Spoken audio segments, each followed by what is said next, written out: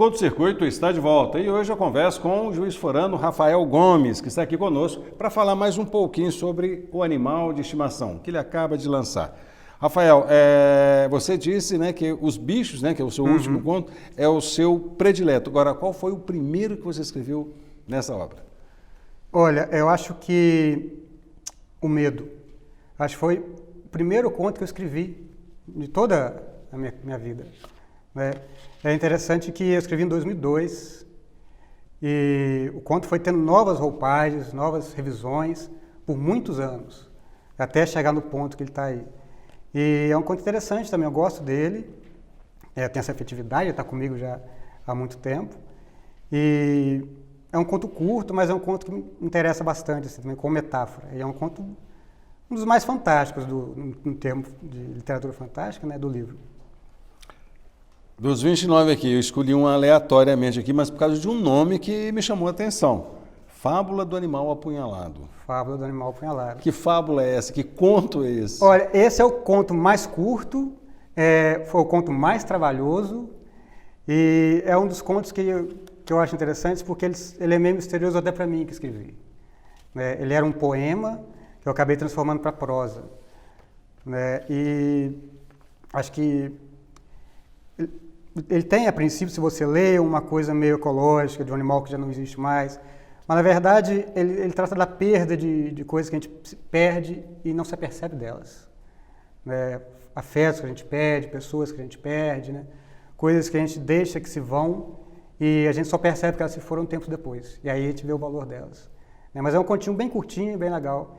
E é interessante que, por ser curto e ter um trabalho estético mais radical, assim, se for mais trabalhoso, apesar de ser bem pequenininho. Rafael, escrever é difícil? Escrever é muito difícil. Escrever literatura é uma coisa meio misteriosa, assim, porque é uma coisa que você aprende, mas não se ensina. O cinema, você vê, o cinema tem 150 anos, mais ou menos, e existem escolas de cinema. As pessoas saem dali profissionais de cinema. E não existem escolas para escritores. Até existem, mas não é o que realmente forma o escritor. O escritor é basicamente autodidata. A literatura tem cerca de 5.000 anos. É uma atividade meio misteriosa, assim, a gente nem sabe como é que a gente faz. Mas é um labor com as próprias palavras, consigo mesmo, e lendo bastante.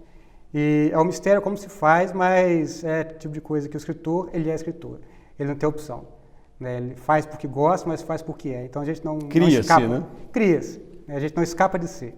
Então, você me disse agora há pouco também que você escreve para teatro também. Dá uma palhinha para a gente aí a diferença entre escrever para o teatro e escrever literatura. Quando você escreve para o teatro, você escreve para ser falado.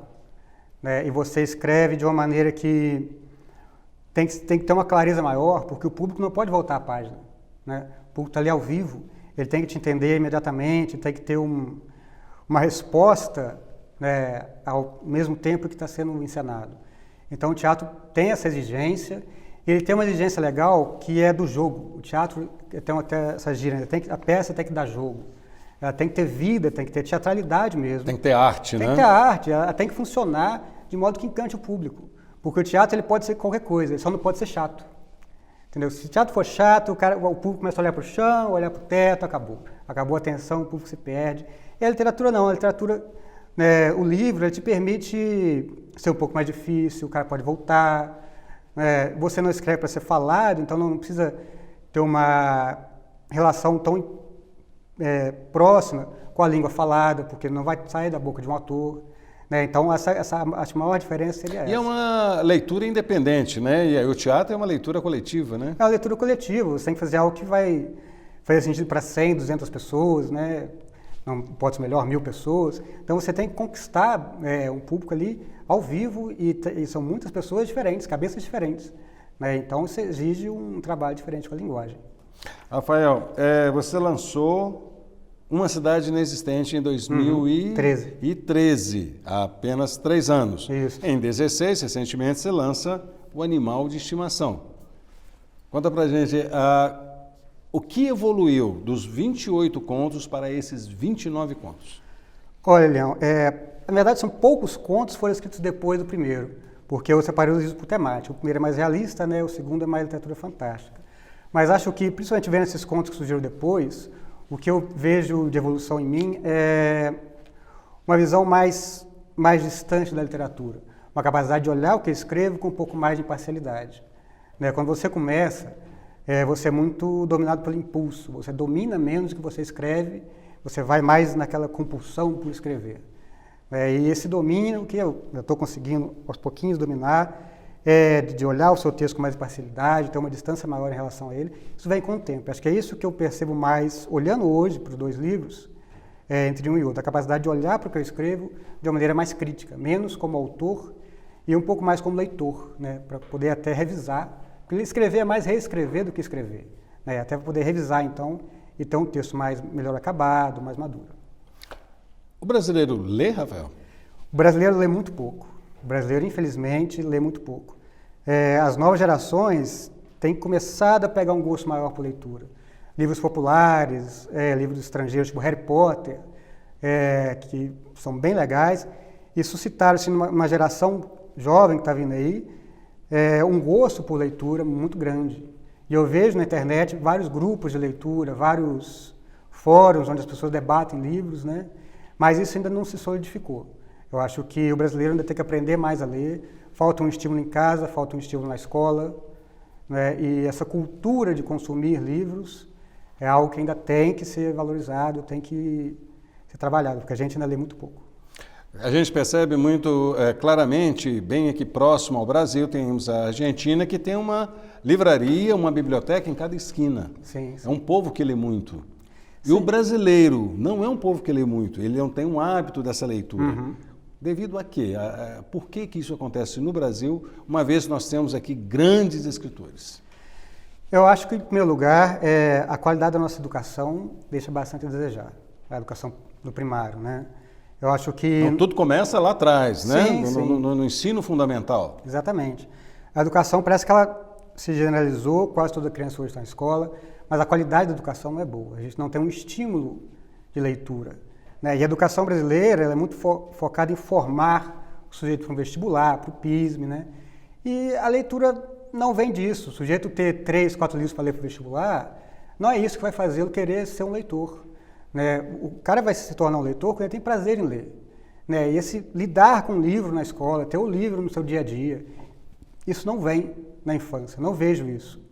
Então, acho que esse gosto, mais do que ler para um objetivo profissional ou para passar no vestibular, o gosto de ler por prazer, né? Isso falta muito, não há muito, né, isso na nossa escola. Então, acaba que a gente não tem essa cultura de ler. Você falou da Argentina, acho que até uns anos atrás, Buenos Aires tinha mais livrarias do que o Brasil inteiro. Isso é um dado que reflete, né, que a gente lê muito pouco.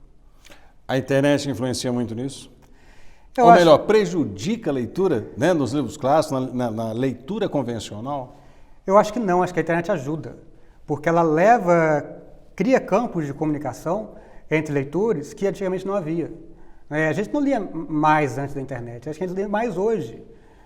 Embora é fácil de distrair na internet, né, tem muito mais como você acessar leitores, muita gente falando de Clarice Lispector, e grandes escritores que se tornaram do gosto popular mesmo, através da internet. Isso desperta nas pessoas, né, um gosto e divulga a cultura de uma maneira que às vezes a educação formal não divulga, né? Rafael, nós estamos acabando, mas antes eu quero saber, quem é o seu escritor predileto? Machado de Assis. Acho que ele é fundamental, eu acho que ele funda a nossa literatura, o primeiro grande contista da América Latina, e a gente que quer entender o Brasil tem que ler Machado. Quer dizer que para aprender a ler e escrever, você sugere que tem que ler Machado de Assis. Essa seria a fórmula, seria o caminho para melhorar o gosto pela leitura, pela escrita? Não só Machado, mas principalmente Machado, porque ele não funda a nossa literatura, mas ele é quem dá um relevo internacional para ela, né? Então, para aprender a ler, para entender a nossa literatura e para entender o Brasil, a gente tem que ler Machado de Assis, não tem como escapar dele. Rafael, muitíssimo obrigado pela participação no nosso programa Culto Circuito. Eu Parabéns pelo animal de estimação e também pela cidade inexistente. Obrigado. Espero que, bem breve, nós tenhamos novas obras, novos livros sendo lançados aí por você, que é um juiz-forano que a gente dá muito valor à nossa terra. Obrigado. Tem coisa no forno, né? Logo, logo sai. Pode adiantar para a gente? Vamos dizer que eu estou negociando com editores, mas não posso adiantar quando vai sair, não. É um romance agora. De qualquer jeito, será muito bem-vindo quando você fizer o próximo lançamento. Então, muito obrigado e parabéns, Rafael. Obrigado, Leão.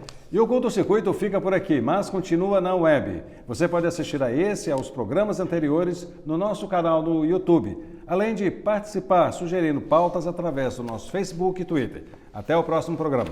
Tchau.